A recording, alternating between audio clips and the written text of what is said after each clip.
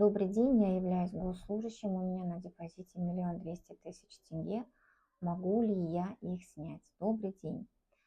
Если у вас на нашем депозите есть 1 200 000 тенге, вы можете их снять, если там только ваши личные собственные накопленные деньги.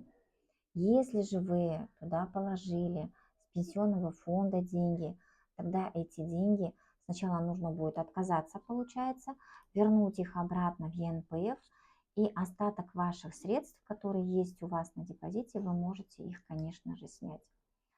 Теперь, если же у вас там пенсионных денег нету, а чисто лично ваши деньги, тогда да, через отделение банка вы можете снять и закрыть свой депозит.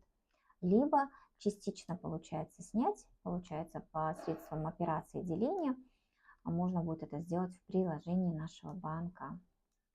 Всем удачи!